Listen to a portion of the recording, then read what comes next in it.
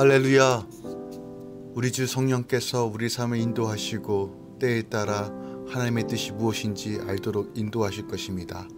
우리 주 예수 그리스도의 이름을 붙들며 아버지께 나아가는 모든 자들에게 하나님의 통치와 하나님의 나라와 하나님의 샬롬으로 충만케 채워주실 것입니다. 오늘도 믿음으로 바라보며 함께 예배하며 나아가기 원합니다. 9월 23일 목요일 아침 예배 성삼위 하나님께 올려드립니다. 우리 다 함께 사도신경으로 신앙을 고백하며 이 아침을 시작하기 원합니다.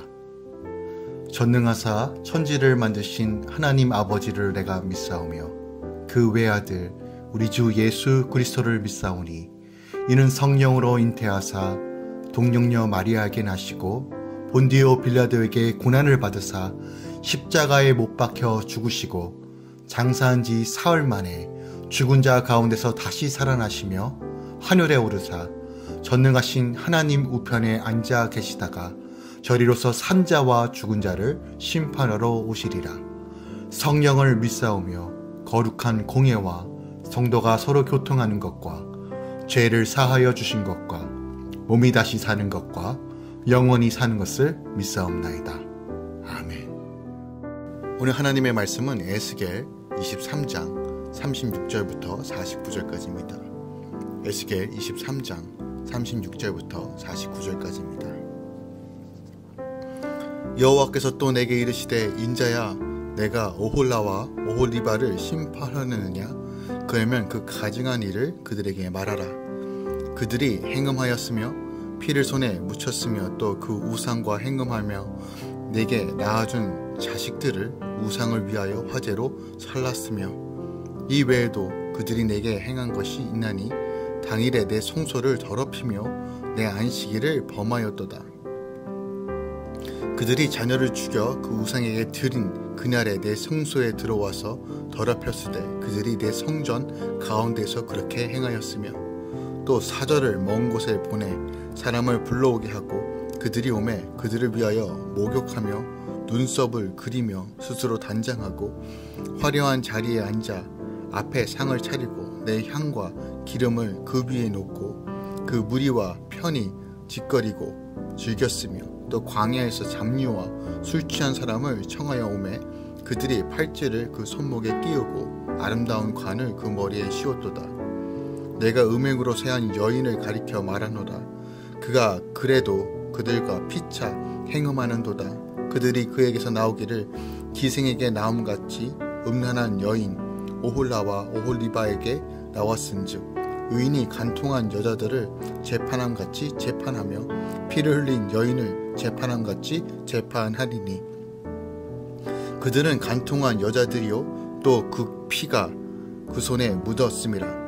주 여호와께서 이같이 말씀하셨느니라. 그들에게 무리를 올려보내 그들이 공포와 약탈을 당하게 하라. 무리가 그들을 돌로 치며 칼로 죽이고 그 자녀도 죽이며 그 집들을 불사르리라. 이같이 내가 이 땅에서 음란을 그치게 한즉 모든 여인이 정신이 깨어 너의 음행을 본받지 아니하리라.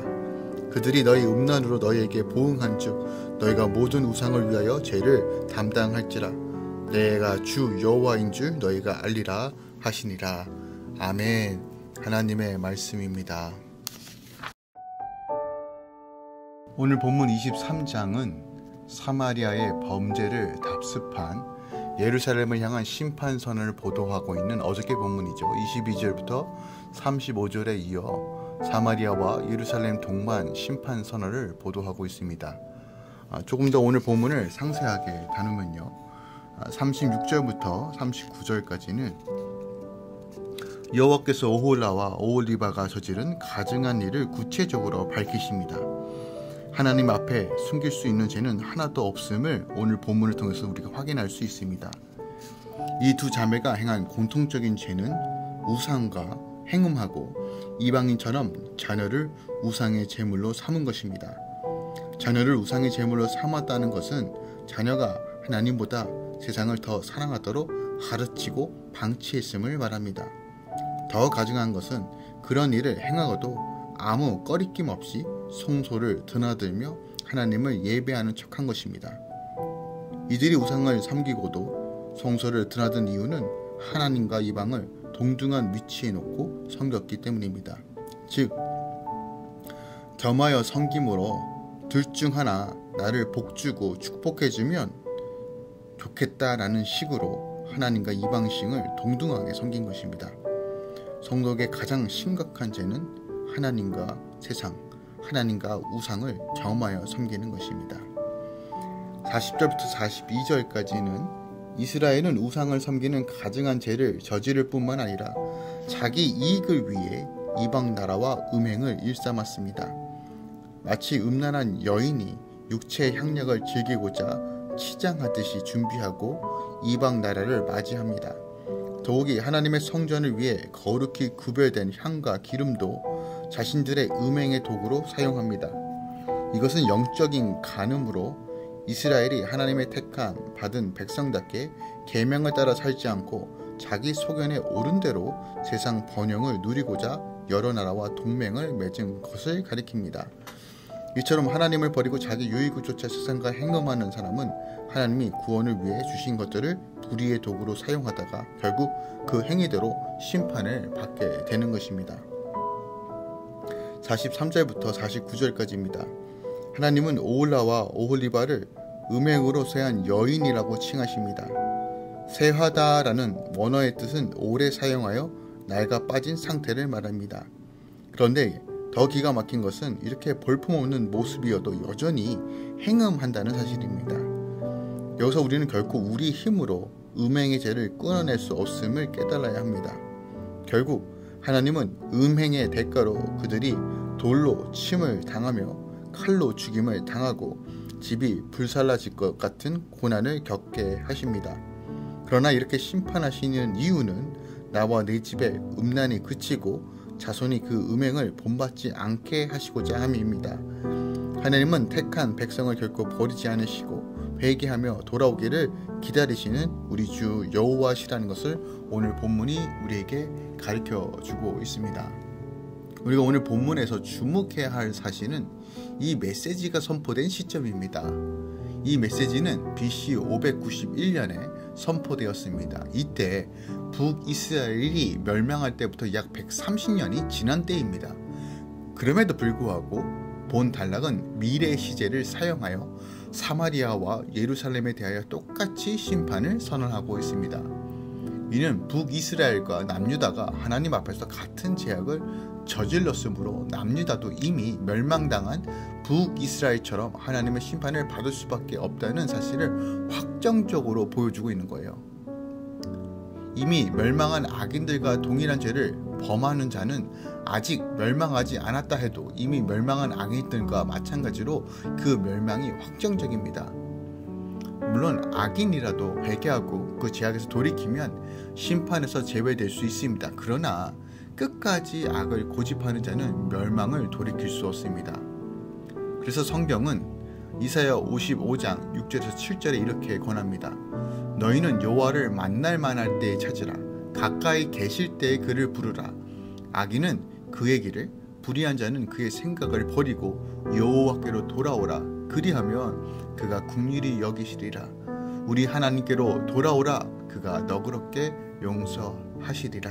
아멘. 우리는 이러한 공고를 마음에 새기며 다시 한번 내 삶 가운데 역사하는 죄악들이 무엇인가, 하나님과 세상을 겸하여 섬기는 것은 무엇인가를 분명히 깨닫고 멀리하고 또한 범죄 자리에 들어가지 않도록 힘써야 합니다. 또한 속히 내 안에 죄악들이 발견된다면 회개의 자리로 나아가 거룩한 공동체와 함께 기도하고 회복과 용서와 은혜 가운데 거하는 삶을 살아야 한다는 것이죠. 오늘 본문 말씀을 통해서 우리가 더 깊이 묵상해야 될 것이 무엇이 있을까요? 38절부터 39절 말씀을 한 번 더 묵상하기 원합니다. 38절에 이렇게 기록되어 있어요. 이 외에도 그들이 내가 행한 것을 인나니 당일에 내 성소를 더럽히며 내 안식을 범하였도다. 그들이 자녀를 죽여 그 우상에 드린 그날에 내 성소에 들어와서 더럽혔으되 그들이 내 성전 가운데서 그렇게 행하였다라고 이야기합니다. 여기에 보면 하나님께서 남유다 백성들이 자녀들을 잡아 죽여 우상에 바친 당일에 당신의 성소에 들어와 성소를 더럽혔다라고 지적합니다. 그러니까 남유다 백성들은 얼마나 가증스럽게 제약을 해가면서도 하나님 전에 들어가면서 거룩하신 하나님을 찬양한다는 식으로 그렇게 행동했다는 거예요. 하나님의 성전은 지극히 거룩한 하나님께서 거하시는 곳으로 부정한 자가 들어갈 수 없는 곳입니다.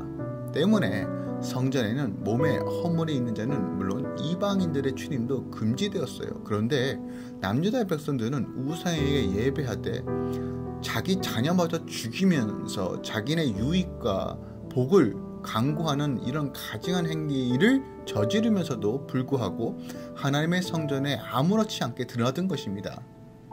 이런 이들의 행동에 대해 하나님께서는 내 안식일을 범하였다라고 말합니다.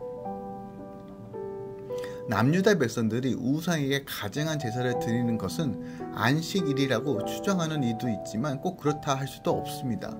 그들이 안식에 그런 일을 행하였든 다른 평일에 그 일을 행하였든 그것은 그렇게 중요하지 않습니다. 그들은 그 제약으로 인하여 더럽혀졌고 세상에 매여 세상을 따르는 삶을 살면서도 여전히 종교적이고 외식적으로 하나님을 예배한다고 하면서 하나님의 성전에 찾아갔다는 것입니다. 즉, 이 모든 것들은 극형에 처할 제약들입니다. 결국 남자는 하나님의 중엄한 심판을 받아 멸망하지 않을 수 없었습니다. 그런데 중요한 사실은 오늘 우리도 남유다 백성들과 같은 죄를 범할 수 있다는 사실입니다. 남유다 백성들의 태도에 대하여 경멸할 수 있지만 사실 우리도 그들과 별반 다르지 않는 죄를 범하고 있습니다. 한 주간 우리가 얼마나 죄악 가운데 있습니까? 주일 예배만 하나님은 거룩하십니다. 하나님을 예배합니다 하는 것이 아니라 평일, 주중에 얼마만큼 하나님과 세상을 겸하여 섬기며 내 뜻과 내 나라를 세워가기에 얼마나 애쓰고 있습니까? 재물을 향해, 명예를 향해, 권세를 향해, 쾌락 등을 향해 세상의 허탄한 것들, 그런 것들을 섬기며 나도 모르는 사이에 그런 것들을 의지하며 살아가면서 주일날은 하나님의 전에 나가야 되니까 하나님을 예배한다는 식으로 그런 방식으로 신앙생활을 하고 있지는 않습니까? 우리는 주일이든 삶이든 주중이든 늘 하나님께 온전한 예배를 드려야 할 삶의 예배자라는 사실을 기억해야 합니다. 주일만 특별하게 경건하게 보내는 것이 아니라 매일같이 거룩을 향해 씨름하고 싸워야 한다는 것이죠. 성경에서 하나님의 백성들의 행동 강령인 십계명의 내용을 보면 하나님께서는 안식일을 기억하여 거룩하게 지킬 것을 명하는 내용, 출애굽기 20장 8절에 이어 엿새 동안 힘써 내 모든 일을 행할 것이다 라고 하는 내용을 부가하고 첨가하였습니다. 이런 본문의 표현이 말하고 있는 것이 무엇이 있을까요? 엿새 동안 힘써 우리 안에 맡겨진 일을 행하며 우리가 하나님 앞에 바르게 정직하고 의롭게 경건하게 살아갈 때 안식일을 진정 거룩하게 지킬 수 있다는 말입니다. 하나님께서 원하신 합당한 예배, 하나님께서 받으실 만한 예배, 그 예배는 주일에만 이루어지는 것이 아니라 우리 삶 모든 곳에서 이루어져야 합니다. 그러므로 기억합시다. 삶으로 드리는 예배, 세상과 구별되었고 오직 하나님 말씀관에 순종하는 자, 겉과 속이 다른 것이 아니라 내 내면까지 온전히 하나님의 거룩하심으로 채우기 원하는 그 갈망으로 살아가십시오. 주님을 바라보며 매일같이 거룩과 씨름하십시오. 그때 하나님의 나라와 통치가 우리 삶 가운데 충만하게 임할 것입니다.